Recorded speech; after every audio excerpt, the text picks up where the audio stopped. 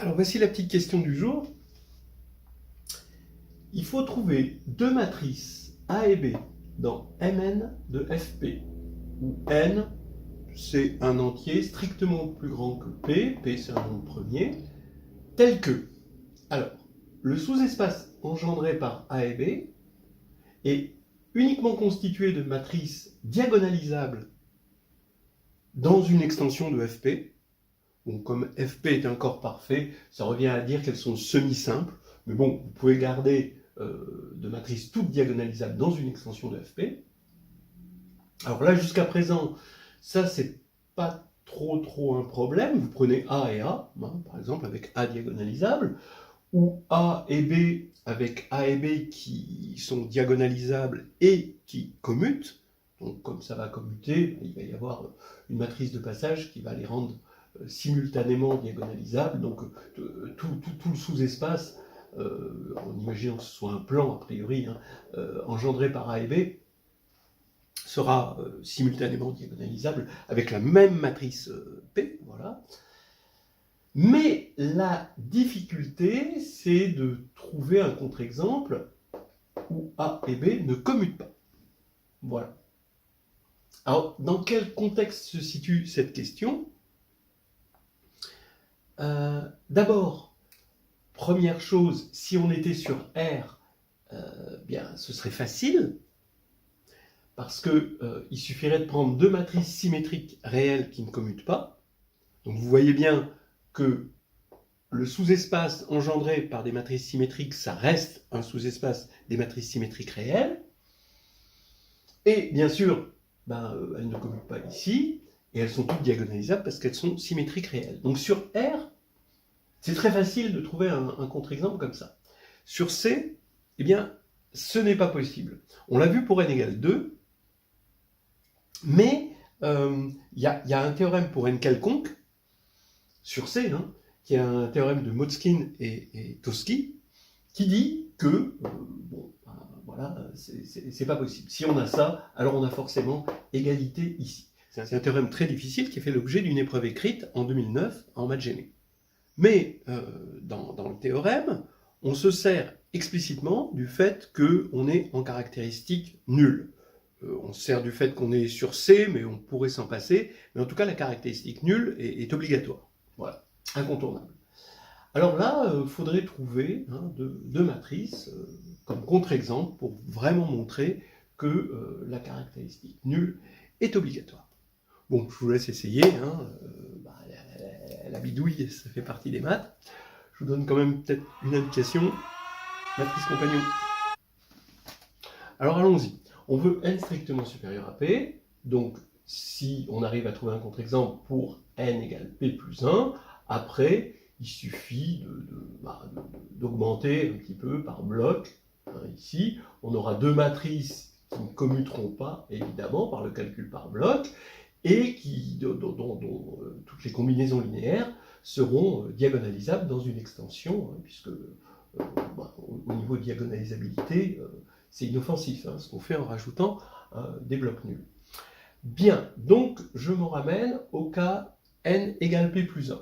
Et donc, l'idée, c'est d'utiliser les matrices compagnons, parce que ce qu'il nous faut, c'est un polynôme caractéristique. On va travailler sur le polynôme caractéristique, et il nous faut une famille de polynômes caractéristiques.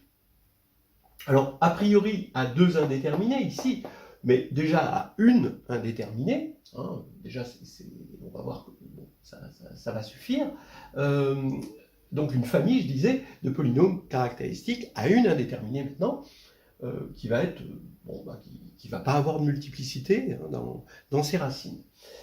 Alors effectivement, on peut trouver ce genre de famille ici, regardez, xp plus 1 moins lambda xp plus 1. Lambda, j'aurais pu mettre plus lambda, ou moins 1. Les plus et moins sont complètement arbitraires, j'appelle ça p lambda, et lambda appartient à fp. Donc je dérive le polynôme, ici j'ai p plus 1 xp, mais p ça fait 0, donc ça fait juste xp, ici j'ai 0, là j'ai 0, donc j'ai juste xp, vous voyez ? Alors, donc maintenant j'ai toute une famille de polynômes qui vont être sans multiplicité, parce que s'il y avait une multiplicité des racines, bien, on aurait des racines communes entre P lambda et P' lambda, mais P' lambda, ses seules racines, c'est 0, et là, 0 est manifestement par racine de P lambda. Bon, alors voilà l'idée principale. Maintenant, il n'y a plus qu'à dérouler. Je vais prendre K, le corps de décomposition de tous les xp plus 1 moins lambda xp plus 1. Ça fait bien une extension de degré fini. Hein. Il y a un nombre de polynômes fini ici, parce que lambda parcourt fp. Et supposons que qui M est une matrice de Mn de fp, n est égal à p plus 1, d'accord, et le degré ici du polynôme. Si le polynôme caractéristique c'est p lambda, alors M est diagonalisable sur K, puisque P lambda va être scindé, par définition de K, simple, d'après ce qu'on a vu ici. Bien, alors maintenant, comment passer des polynômes aux matrices? C'est la matrice compagnon. On prend la matrice compagnon de P lambda, ça a cette tête-là, c'est dans MP plus 1 de FP, et donc maintenant je l'écris comme lambda fois 0, 0 ici, je mets un 1, là, ici. Donc ici, il y a une diagonale de 0 et un 1. Donc j'ai une matrice diagonale, ici. Plus, bon, j'ai oublié de mettre les 1, mais c'est ici. Plus cette matrice, qui est finalement la matrice compagnon de xp plus 1 plus 1. En tout cas, c'est pour lambda égale 0. Donc ici, on a cp lambda qui est égal à lambda a plus b. Ben, vous voyez bien que par construction, cp lambda, c'est une matrice compagnon, c'est-à-dire que c'est une matrice dont le polynôme caractéristique est exactement égal au polynôme de départ. Voilà. Donc, elle est diagonalisable, puisque le polynôme de départ est scindé simple. Le polynôme caractéristique est scindé simple. Et ici, cp lambda est de la forme lambda a plus b, avec a, voilà, c'est cette matrice-là, et b, c'est cette matrice-là. Alors, bon, vous voyez que cp lambda, on a dit que c'était diagonalisable sur K, donc ça marche bien. Et maintenant, j'affirme que, oui, toute matrice de ce plan-là est soit proportionnelle à A, attention, soit proportionnelle à une matrice de ce type-là, selon s'il y a un coefficient en B ou pas. Voilà.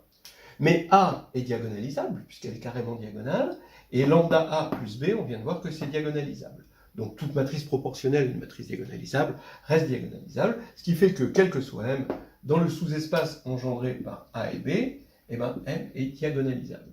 Et pourtant, ces deux matrices ne commutent pas. Alors comme on voit, multiplier à gauche, ça revient à multiplier les lignes. Donc si on multiplie A à gauche, si on fait AB, on va avoir on va avoir des zéros partout, sauf cette ligne-là. Et si on multiplie à droite, ça revient à multiplier les colonnes. Donc on va avoir des zéros partout, sauf cette colonne-là. Donc on voit que c'est différent, c'est facile à voir. Et voilà, c'est terminé, on a trouvé notre contre-exemple. Et ça montre la nécessité de la caractéristique nulle dans le théorème de Motzkin-Tosky.